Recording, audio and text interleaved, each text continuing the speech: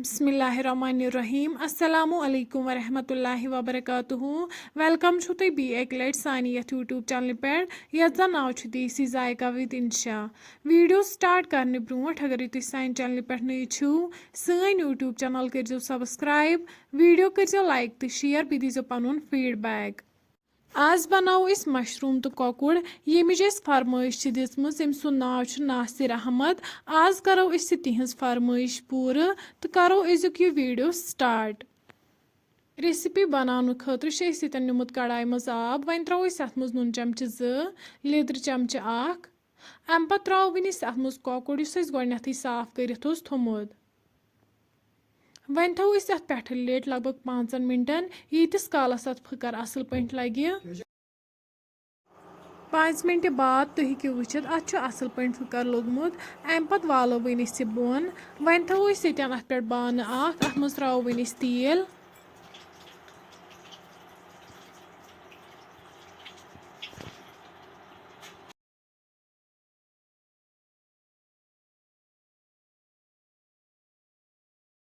तेल यन असल पे गरम गोमुत अम पत त्रो वन अत मज कॉकड़ पीसेस तो यह करहन यन डीप फ्राई।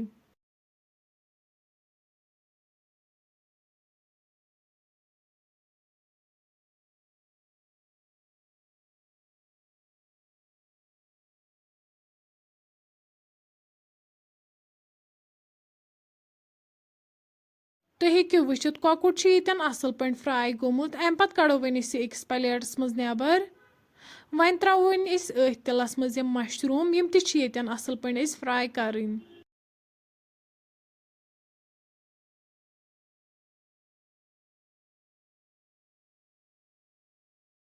मशरूम फ्राई करने विज त्रो वन अत मज नून चमच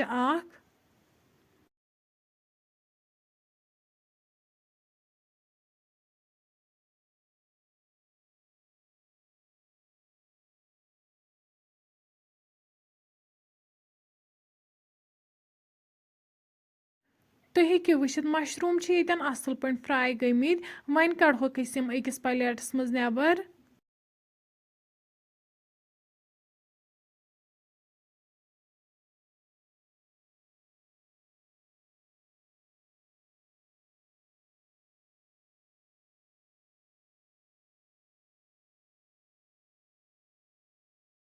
वन निमुत प्रान पुस तो बी निमुत रुहन प्रान पुस टेस्ट वारिया ज्यादा एनहेंस गसान अम पत करो वन लगातार ये फ्राई।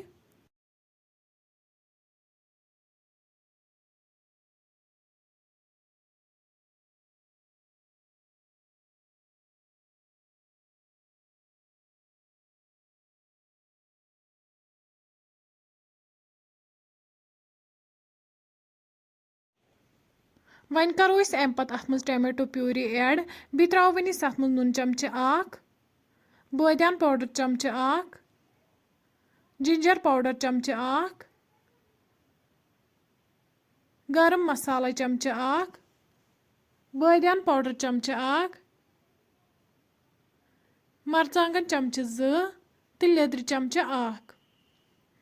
यम सारी मसाल करहोक वन असल पे मिक्स वन टमाटर तीस कालस फ्राई करें यीतिस कालस न तेल वापस दियन।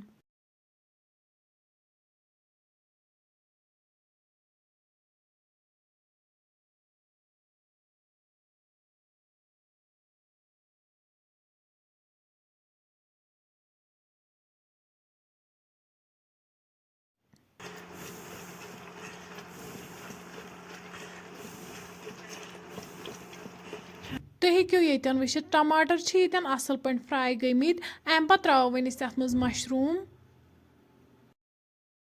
बी त्रो वन अत मज आब गिलास अम पत त्रो वन अत मज कॉकुड़ फ्राई कर थोमुत।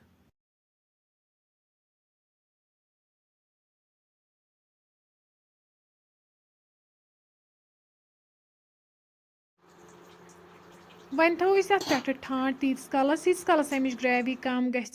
10 मिनट बाद तुलो वन ठाट थोद तुम हेकि वुचित मशरूम तो कॉकुड़ बिल्कुल तैयार अम पत करो वन गर्मा गर्म सर्व बत फ्रेंड्स अगर तुम सोन अजुक वीडियो पसंद आमुत सन यूट्यूब चैनल करो सब्सक्राइब वीडियो करियो लाइक तो शेयर, बेह दीजियो पनुन फीडबैक। अल्लाह हाफिज।